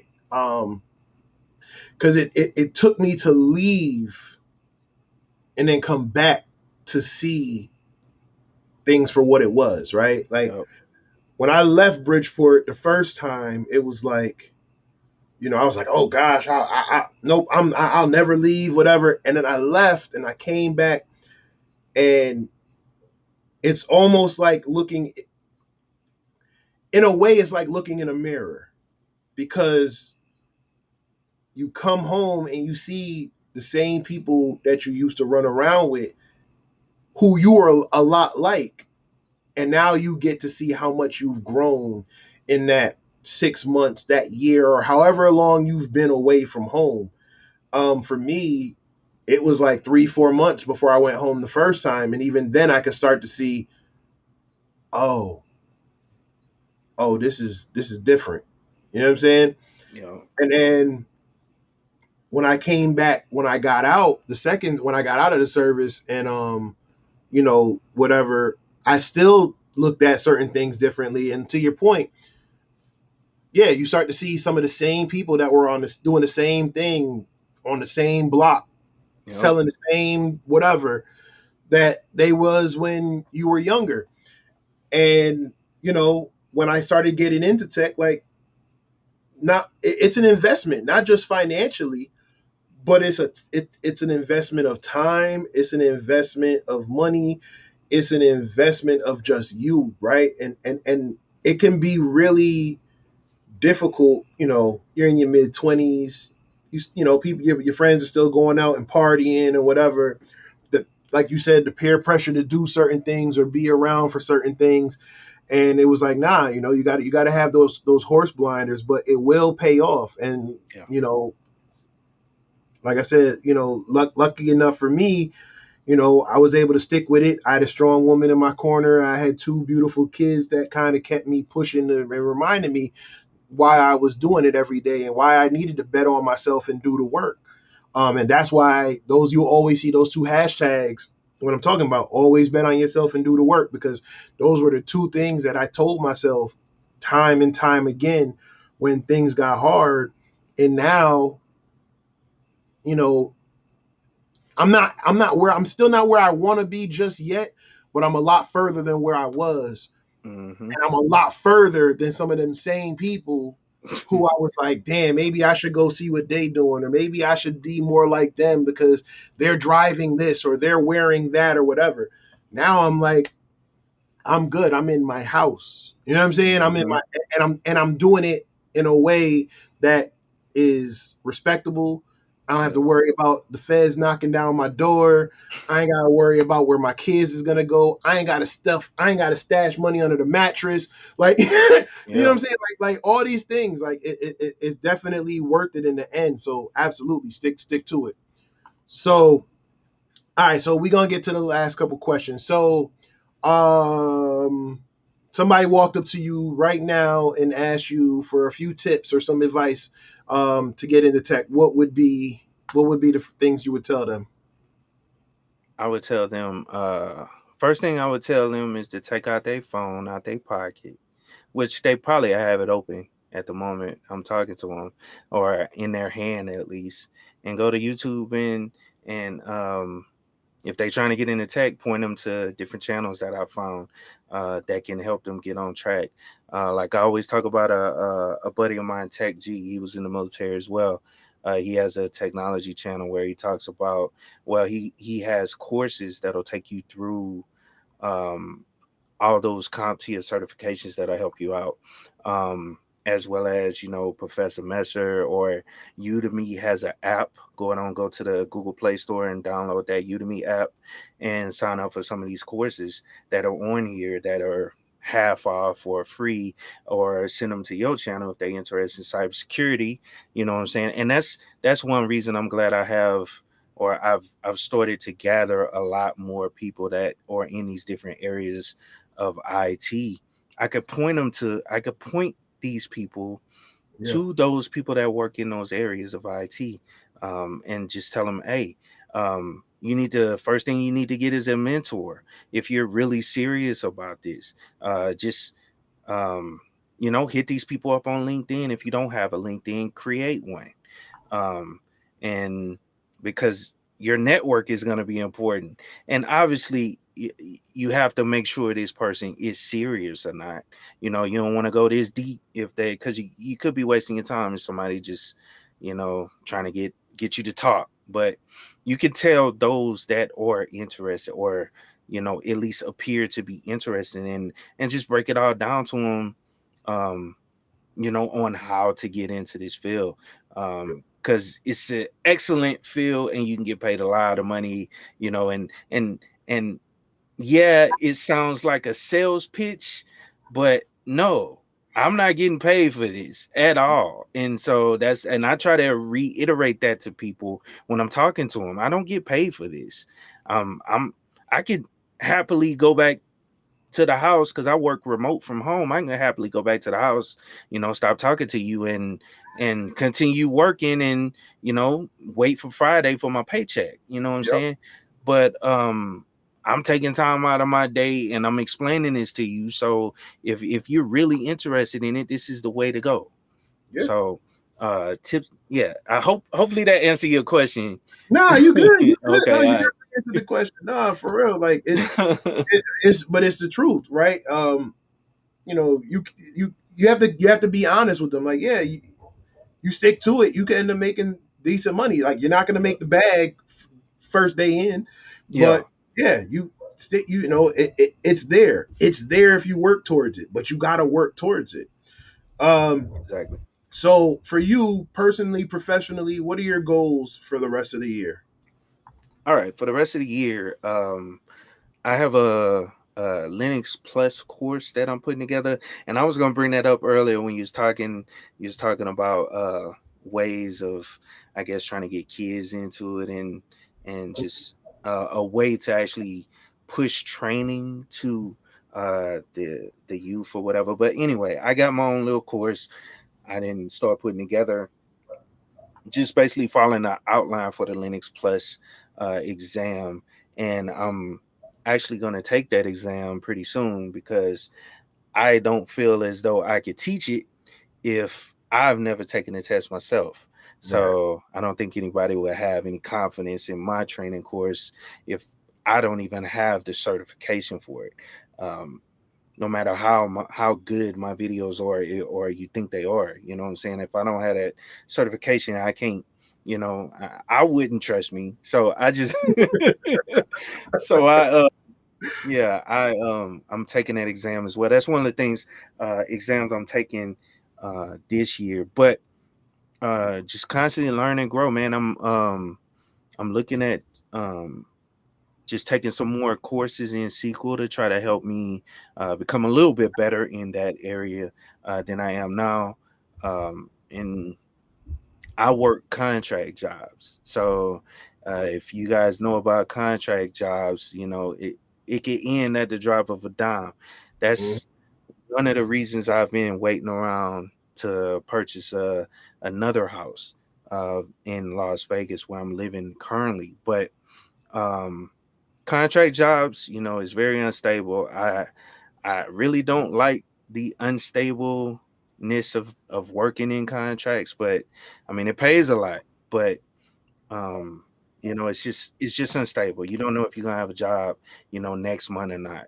I mean, well, if you have the experience and the certifications and all that stuff, you can quickly get into something else. But at the end of the day, your job could be, as a contractor, your job could be over, and you got to be scrambling trying to find something else. And that's why anybody I tell that gets into contracting, you need to constantly be looking for jobs, new, new positions, because you just an asset to them at the end of the day, a number on their Yep. books. But I'm sorry, I might have went all over the place Nah, where we you was good. going. You good. No, Go, go. you talked about your goals, but Yeah, you yeah, talked about getting them certifications to make yourself yeah. more of a viable asset.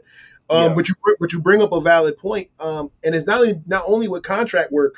I think what 2020 has exposed, what last year 2020 has exposed, is that something that we already knew, but Mhm.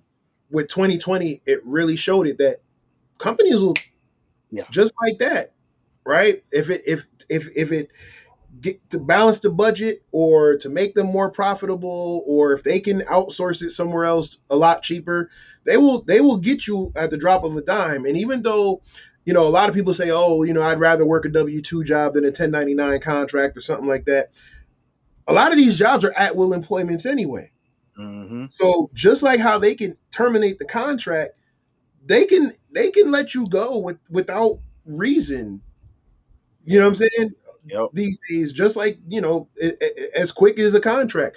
So one of the things I always say is, and you talked about, and you also alluded to it with your courses.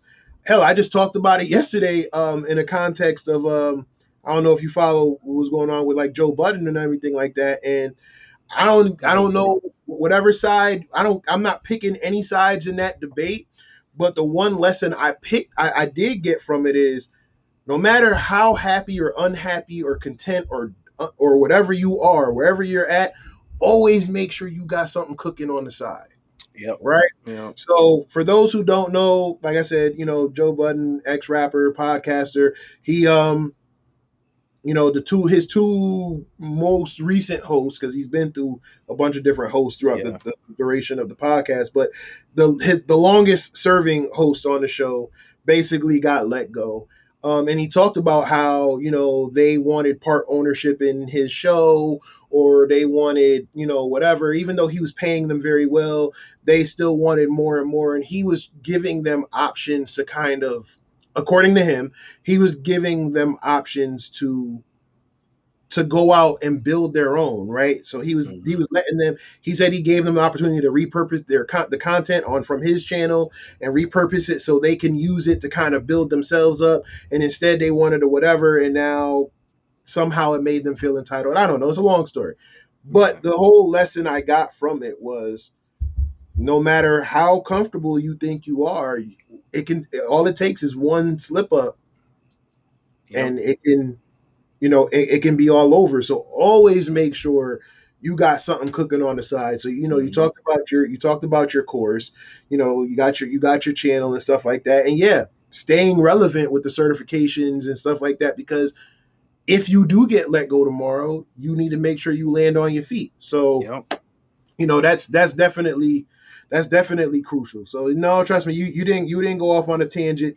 You're right on track. For sure, So for sure. you've seen the show. So last question, what is your why? So my why is, I would say, is very simple. Um, um, it's just, I don't know. I love technology, I guess. I mean, and that's why, not I guess, but I do, and so that's why you know, I don't know, man. I don't really know how to. I'm sorry, man. Hey, I'm sorry. it's fair enough. Hell, you Yeah, gotta you gotta love what you do, yeah, yeah, right? You gotta love what you do. So that's a good answer right there. Because if you didn't love it, you wouldn't invest the time. You yeah. wouldn't you wouldn't be that passionate about even learning it, right? Think about it. Hmm. Like if you didn't have a love for Linux, you wouldn't be creating a Linux Plus course. You wouldn't be working towards a Linux Plus certification. Or maybe you would, right? But there's an added incentive when it's something that you're passionate about. Like Hmm. I've taken certification courses where I was like, I'm not into it. My job might want it. I don't really care. And even though I might pass, it's not the same energy as I would give something that's related to pen testing or APIs like I'm working on now, or you know, I wouldn't buy an 800-page book on mobile application penetration testing if I didn't have an interest or I didn't enjoy it. Hmm. So, and again, if you didn't love what you do, you wouldn't be supporting the field with what you're doing with your YouTube channel. So, that's definitely a good why.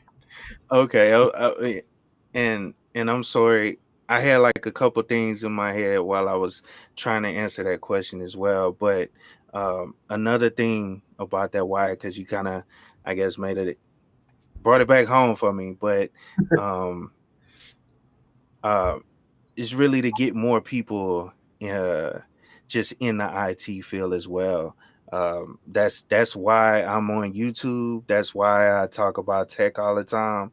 It's really to try to get more people into the field and get more, you know, I don't know, because this field is very important, and it also, um, within the next couple of years, tech is going to be in everything. Programming, automation.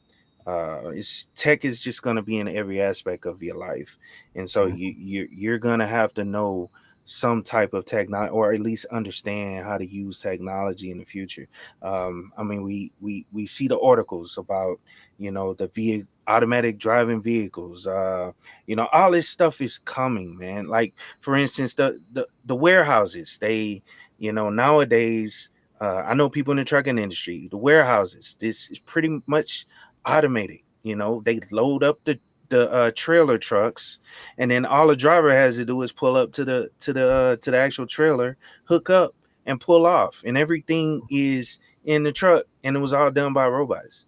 You know what I'm saying? So technology is gonna be in everything. Eventually, we're gonna have, self-driving cars on the road as well. So I think it's all coming, Yep, especially with this whole 5G push and all that. So it's gonna be in every aspects of your life. yep. So that And, that adds to what you said. Go a ahead. lot more than it already is. Because I mean, Yeah. look how, I'm not gonna say it's simple, but look what's going on right now with the ransomware attack, and now Oh yeah. people. That's a rant. That's a different rant. But Yeah. people, I'm sorry, ladies and gentlemen, people in the show. This is let this be a public service announcement. Do not pump gas into plastic bags. Please do not hoard gasoline. You can die. All right. Yes. All right. Back. All right. We're back. So yeah, but yeah, definitely technology is playing a major is going to definitely play a major role in it, and yeah, you got to be on top of it. So, like I said, that's where we're at with it. But again, great. That's like I said, that's a great answer. So again, Josh, keep it techie. Like I said, I'm a big fan of everything that you're doing. I thank you for joining the show and spending some time with me and supporting everything that I got going on over here. And likewise, like I said, if you guys haven't checked out his channel, please go check out his YouTube channel. He has his show or podcast, whatever you want to call it. You can go over there. I've been on the show. You can check out his previous episodes. And like always, anytime you want me to come back, I will be more than happy to, sir. Oh yeah, So, yeah. I definitely want to bring you on, bro, because I know. I mean, I'm here.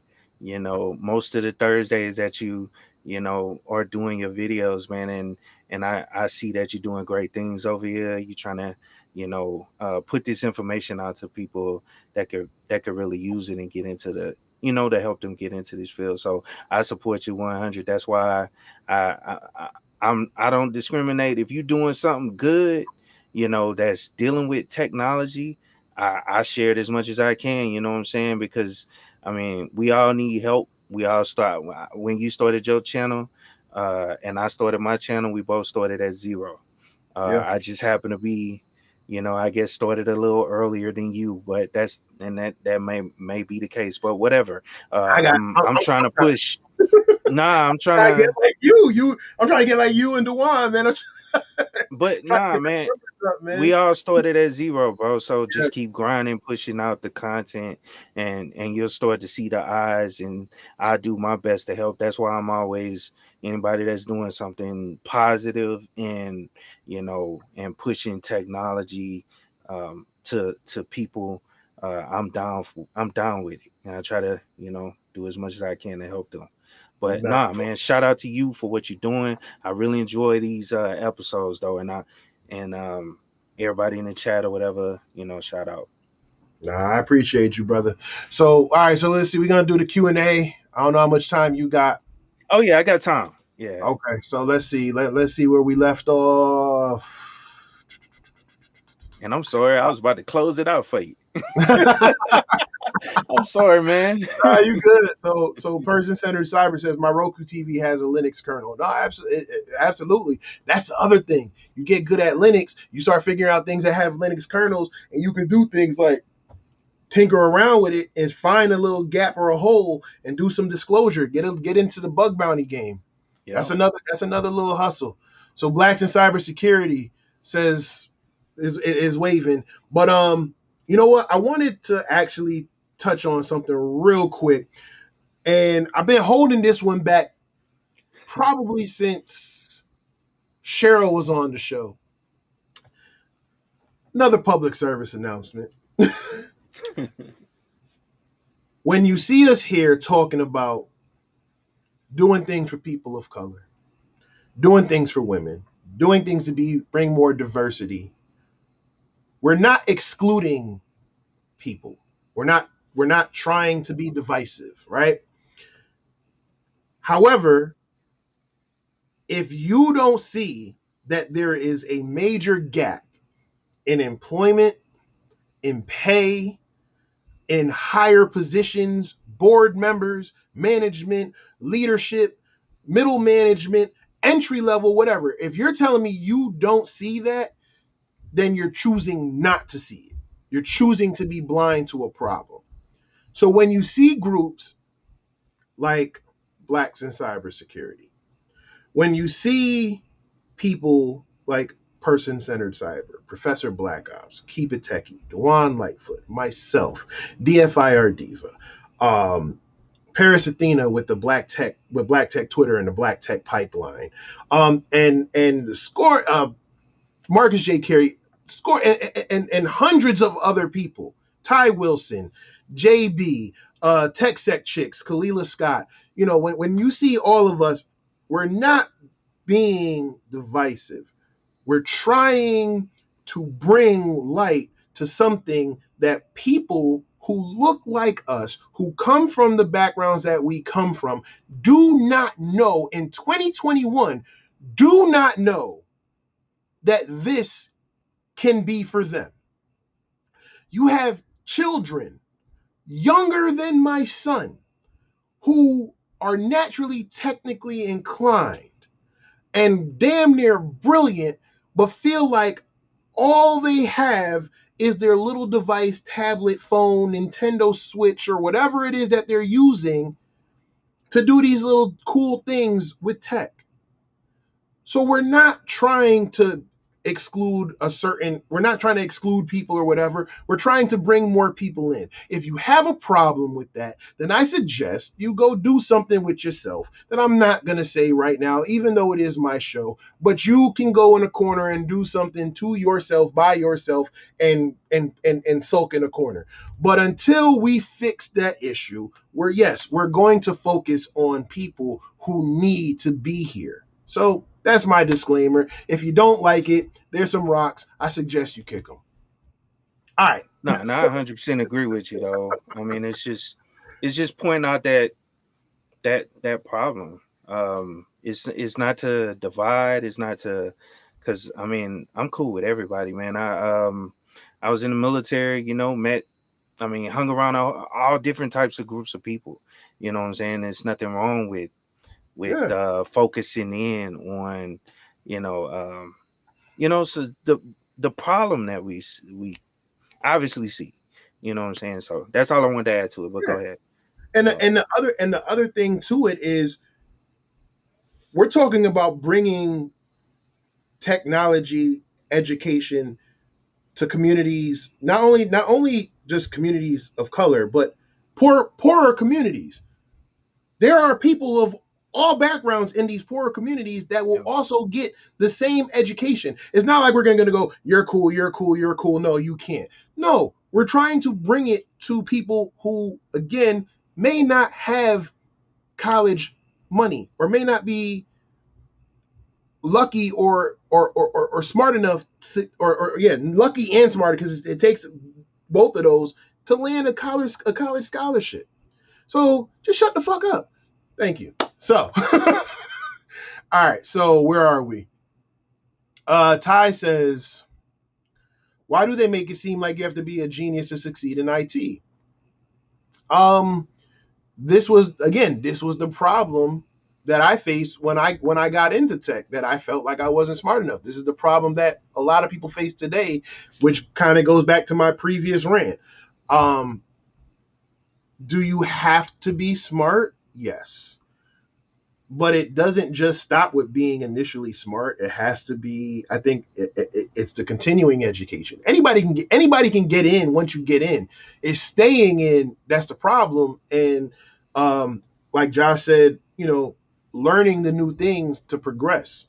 So if you wanna touch on that. Yeah, I definitely wanted to hit on it because I saw that like super earlier on in the conversation, but that's why I brought up that I couldn't get into a regular college without actually taking almost high school classes if I would have went to a traditional university. So that's why I went to Remington College, bro. I mean, but I point that out just to let you know that I was a C, maybe sometimes B student, you know what I'm saying? And so I wasn't the smartest cookie in the cookie jar, you know what I'm saying? And I've sat in positions where I've made $250,000 a year. So I always try to point that out just so people can know. You don't have to be the smartest, guy out here. It's just, it's all about putting in the work and dedication to, learning the field and the technology and the job and just being successful in it, to help you be successful. So, yep. No, absolutely. Like I said, it's I was probably in the same boat. Like once about junior year, like school wasn't. yeah, I have to say challenged, right? Like school wasn't challenging to me. I blew out my ankle, so it was like my dreams of playing ball, because junior and senior year, that's when you start getting into varsity and whatever. Though that got thrown out the window, I just wanted to work. You know what I'm saying? So school to me was actually a hindrance. Like, I used to cut school to go to work, or you know what I'm saying. But it is what it is. So let's see. Let's go to the next one. So Kenny says, "Greetings, Alpha Cybersecurity. Salute, KeepItTechie. Here listening from the office. Peace, everyone. Peace, Kenny. Appreciate it." Person Centered Cyber says, Nas said there are more of us are needed as investors in Silicon Valley. Same is true for cybersecurity. Our collective evolution depends on it. No, absolutely. And I love that. I love that song. That Sorry Not Sorry. Like, to me, I'm a big Nas and Jay-Z fan from the beginning. So to hear where they came from talking about, basically the same conversation we were just talking about living a life a certain way and then kind of elevating and moving on. And now they're talking about things like cryptocurrency and investing and intermittent fasting and all of that. Like, I think that growth is important. And I think, like I said, we need to do more of that. And just back to my point, having people like a Nas or a Jay-Z, even though you'll probably never meet them personally, that growth, that talking about growth, talking about that evolution, goes back to my point about why representation matters, because we were in similar boats, back in the day. So yes, absolutely. Let's see. No Muscles says, "It's obvious you are passionate about IT and sharing that knowledge. Keep it up, man. You'll go far with that passion. Who knows how many you will bring along with you." Yeah, salute, man. So, yep. Let's Thank you. see. No Muscle says, "I have to be the change I want to see. Love that quote. One to live by." Now, I appreciate it. It's the truth, right? You can't. Attitude reflects leadership, and I'm one of the people who I feel like I lead by doing, right? So I can't sit here and preach, you know, representation and preach, if I'm not the one that's also going out there. And I do the same thing even in my job roles, right? Where even if I'm like a tech lead or middle management or whatever, I'll still come down. I'm still doing pen tests. I'm still writing reports. I'm still doing the quote unquote grunt work. Why? Because one, it keeps me sharp, but two, it shows the people who I'm leading or who I'm in charge of, that I'm not afraid to get my hands dirty and get in the mud with them. And it also shows that I'm a leader worth following, right? If I go into if I'm on a pen test or I'm on an assessment with my team, and let's say upper management come and they have a problem, but they see me bucking at the upper management like they would in that situation, and I'm supposed to be the guy that should be getting yelled at and then turn around and yelling at them, it does something to the morale. So you definitely need to lead by example. So let's see here. Where we at? Ghost says, "Just came in to say hi. I peep the channel from time to time. Keep doing your thing. It's always nice to see more people like me in the InfoSec circle. Keep grinding, y'all." Salute. No Muscles asks or says, "With programming, kids need that positive feedback, and probably having parents saying you're doing great is not at the top of their list. Showing something cool off to their friends will keep them coming back." No, it is, and like I said, I've been I don't know how you feel about this, Josh, but like my daughter will keep coming, "Dad, there's like cybersecurity people on TikTok, right? You gotta start doing cybersecurity TikToks." And I'm in my head, I'm like, I'm no way in hell, no way in hell. But now I'm like, but you know what? She's paying attention to them. Mm-hmm. So maybe I should. I'm just not dancing. But another example is, like I said, when I gave the hacking and gaming talk, and like three different people reached out to me, and from the tech field that I have a high amount of respect for, that I would consider them to be like mentors to me. That was like, "Man, I've been trying to get my kids into tech and they won't listen to me, but I made them listen to your talk and now they have questions. So maybe we do need to Yeah. hop on some of these TikToks. No, But and I agree because it's hold just it hold me like accountable if you see me dancing though. yeah, I got you. But nah, I agree. We need to continue hopping on these different platforms because it is reaching, the youth. Like my son actually is the one that built my Discord server Mm, because I never really used it. I mean, I heard of it. I had a account set up because I was in someone else's Discord, but I didn't understand how it worked. And so he actually set up the server for me though for my YouTube channel, so people can ask questions if they need to and all that stuff. And put the bots in it and all that stuff. So I think yeah, we need to look at what our kids are actually using and hop into those areas and try to add what we can to it. yeah, So I I agree. might have to do the same thing because I started creating my Discord, my members only Discord channel, and then I just hit a wall. So I was like, I'm gonna ask my son, but let them get through tests and finals and all of that first, and I might put some money in his pocket to do that for me. land his first tech contract. So Mitchell Valentino says, "Love what you do." That's Josh. He keeps pumping out video after video after video, quality info every time.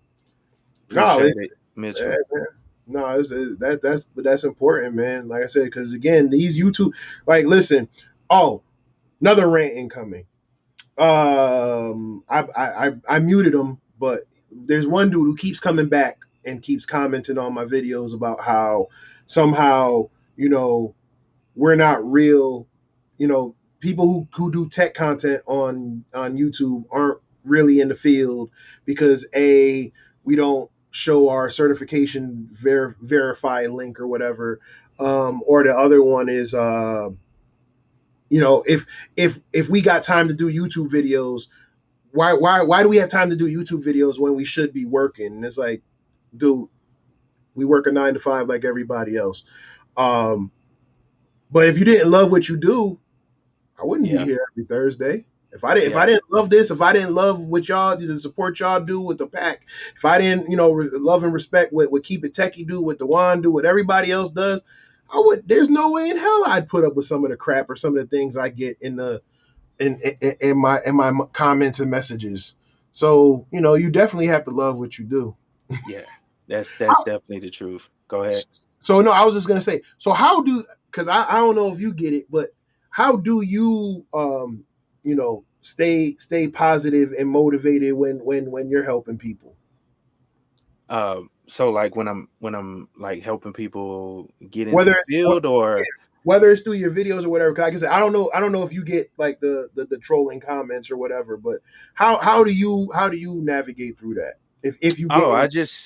I don't know. It's just to me, since I guess I love Linux so much, you know what I'm saying? A lot of these questions, um, I answer them.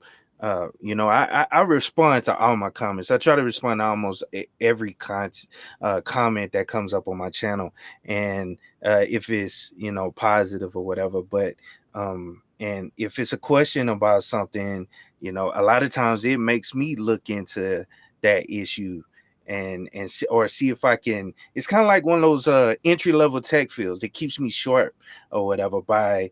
Uh, it's almost like I guess I look at it like a ticket or something came in, and I'm researching, trying to figure out how to come up with a solution to fix this issue, as well as trying to replicate it in a virtual machine. Sometimes I go as far as spinning up a virtual machine and seeing if I can replicate whatever error that they're getting. Uh-huh. I don't know. It just keeps me sharp or whatever. It's fun to me, especially when it's a positive or it's a question where someone's genuinely trying to learn. I'm very motivated to do that because I I'm one of those people that if I run into a problem, I'm trying to figure it out, and I sit there and work on it until I figure it out. You know what I'm saying? So, but as far as negative comments, I have gotten some negative comments, so to speak, but I just keep pushing past it. You know what I'm saying? It is what it is. I think I've had some that I had to delete in the past, like kind of racial stuff. You know what I'm saying? Yeah. Like, but like Obama is. I didn't know Obama knew how to use a computer. Like I've heard comments like that, you know, and Yeah. or I've been called Ice Cube. Oh, so Ice Cube is doing computer videos now. You know what I'm saying? And but whatever, man. It is what it is. I got thick skin because I used to joke back in the day, Yep. and so I got that thick skin that I just let it roll off. You know what I'm saying? Yeah. Nah. It's the internet. It is. It is. You But know? the other trend I started to notice is that it seems to be a lot of the times when I'm interviewing women, right? So when I had Person Centered Cyber on, when I had Dara J. Footman on, when I had Tanea on, when I had the Blacks in Cybersecurity on, it always seems to be when I have them, and it's like, yo, I bet money that I don't have that every one of them would run circles around whoever's commenting and in the tech, when it comes to tech. And it's just like, dude, like your bias and your ignorance is showing. And like I said, every once in a while I'm like, all right, cool, whatever. And going back to what you said, like, yeah, I have thick skin. Shit, I got jokes that probably I got jokes or dead jokes back in the day, probably get me canceled right now. Yeah. But you know what I'm saying? But but it was a different era. You know what I'm saying? It was a different time. But like I said, that that he's still there. Every once in a while, he'd be like, "Yo, tag me in." so Yeah. so let's see. Mitchell. Oh wait, hold on. Where are we? No. Ty says, let's go to Ty first. Ty says, brother, I understand. I have my associates in network security in Cisco. I was a B student. Yeah. Nah, you just got to keep at it, man. Just keep at it. Mitchell says there's definitely some gatekeeping in IT and imposter syndrome. Brains matter, but so does thinking outside the box and the hustle. Got to network with people and make it happen. No, that's true. That's Yeah, let absolutely. me give him a shout out though. Shout out Mitchell, man. He's one of the guys that supports me heavy, man. I definitely appreciate you coming through and checking out Alpha Cybersecurity and consider subscribing. Yeah, no, I appreciate it. Yes, please like and subscribe to the channel, man. I appreciate you. And then Professor Black Ops says, "Let the haters hate." Yeah. It is what it is, man. That's it. So, all right. So Pack, if you guys have any other questions, I'm gonna scroll through a little bit more. Josh, if you've seen anything that I may have skipped over that you want to touch on, because I know you can see the comments too. Engineering Cannabis, what's up, man? How you doing? He basically said everything surrounds big Yeah, data, cybersecurity, guard data, networking, big data, communications.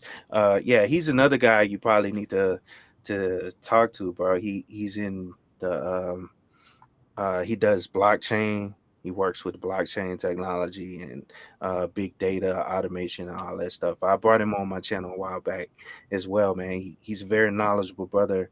But yeah, he's right about what he's saying. With that's another big aspect of IT that's yeah, going to be emerging soon. Big data. They're gathering all this data. Someone's going to have to organize it. Someone's going to have to, put this stuff together for people to actually visualize it. yeah. So that's one of the next big things as well. Well, it's there. We just need more people in the field. So Nah, okay, no, definitely. Engineering cannabis, like I said, I'm gonna keep that in mind when I do the next batch of invites. So let's see. Ty says, from a former auto mechanic, please use HTE approved containers for gas. Static electricity is real. yeah, And listen, I saw some of them pictures and I was just like, oh my gosh. Like, first of all, why? And second of all, how are the people at the gas station, the employees at the gas station, like letting them do this? Like, I don't know. Yeah, that's crazy. Professor Black Ops says he's enjoying the Power Team interview. Nah, I appreciate you. So, like I said, if anybody has anything else, going once, going twice, sold. All right, Josh. So tell the people how to reach you. So yeah, you can reach me on all social media, KeepItTechie, Facebook, Instagram, Twitter. KeepItTechie there. Email address, keepittechie@gmail.com. If you got any questions about trying to get into IT, I do mentorship. So if anybody needs any assistance, I'm down to help. That's something that I do on the side as well. I also help people with resumes if I have the time. I'll help you design or come up with information, not come up with it, obviously based on what experience you do have to help you with your resume to try to help you get a job in IT. So just hit me up if you need anything, man. And shout out to everybody that came through, show support, and shout out to you, Devin, again. I definitely appreciate you doing this, bro. You know what I'm saying? It's really important that we get people put in front of it in front of other people, just to display their talents, and that can motivate new people to actually get into the field. So definitely appreciate it. That's all I got to say. I said I appreciate you, appreciate what you're doing, man. Keep at it. Just shit. Keep hustling, man. Keep hustling. So, Sure. ladies and gentlemen, that's been another episode of InfoSec Unplugged. I want to thank my guest Josh, a.k.a. KeepItTechie. Obviously, I want to thank my pack. I want to thank my sponsors for tonight's episode: Udemy, Webroot, get your startcareer.com, and HailBytes and Security Sherpa. Thank you for all of you guys for everything that you're doing with sponsoring and supporting the show. For those who are new here, or even if you're not new here and you follow me every week and you haven't done so, please make sure you subscribe to the YouTube channel, like the channel, like the videos. Click the bell for notifications. Like I said, InfoSec Unplugged, unless I say otherwise, is live every Thursday at 6. So you can subscribe to the YouTube channel. You can also follow me on Twitch. I probably will be doing the subscribe to Twitch very soon. So stay tuned for that as well. You can also follow me on Twitter, DJax Alpha. Same thing on Instagram is DJax_Alpha. And finally, if you like what I'm doing, and you want to support the show, you can go on Buy Me a Coffee. Like I said, it goes back into everything I'm doing with the show. I'm also working on converting everything to audio only podcasts, so this way for those who like to listen rather than having to watch, you can download it. Looking for just trying to get all that squared away. So I appreciate it. Oh, and people have been asking about like the merch. I do have new designs coming out, but this is my Join the Pack Wolf Pack shirt. This is for the blue team. So I do have it in red team, blue team, and purple team. So pick your pack. And the merch store is, I'll put that in the chat right here. Merch. There you go. So that's the TeePublic store. Like I said, I got some new designs. I just need to find time. I'm still waiting on Tanea, my previous guest from a couple weeks ago, to give me the cheat code on managing my time better. But like I said, if you guys want to support, you can support in any of those ways. Again, go on Udemy, go on Webroot, click those links, and just support the show that way as well. So again, I want to thank you all for everything that you do and everything which you supporting. I want to thank my guests. Make sure you tune in next week, because right before the show went live, I just locked in my second guest. So next week will be basically 2 episodes in one. So first, I will be having I just drew a blank. Rachel Toback. So if you guys aren't familiar with her, she just Google Rachel Toback CNN. Like she's really good at what she does. Super nice. a hacker, social engineer. She runs her company Social Proof, and she also runs is it WOSEC? I don't want to do the wrong group. Where are we? Yeah, so she's the CEO of Social Proof Security and WISP. Okay, so the WISP.org. So make sure you tune in for that. And then I will also be having where I'm all over the place. Please forgive me. I'm just making sure before I say it out loud, I just want to confirm that it is actually indeed confirmed. So y'all are gonna get this exclusive before anybody else on social media does. And we are confirmed. So I will have Rachel Toback on first, and then after that, I will have Brandon Robinson, author of When Words Won't Work, My Pen Speaks, to talk about, just have a conversation about mental health and things of that nature as well. So, like I said, it's going to be a double episode next week, and it's going to be an important conversation. So make sure you tune into that.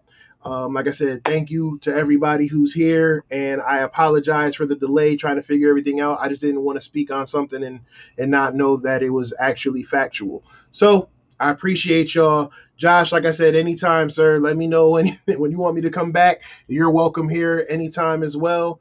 Ladies and gentlemen, everybody watching, thank you. Please go and enjoy the rest of your Thursday night and enjoy your Friday. Hopefully, you get paid. Take care of your bills and enjoy yourself. Treat yourself. Go out a little bit. Wear a mask. Sanitize your hands. Still maintain social distancing. And I will see you all next week. So take it easy. Peace.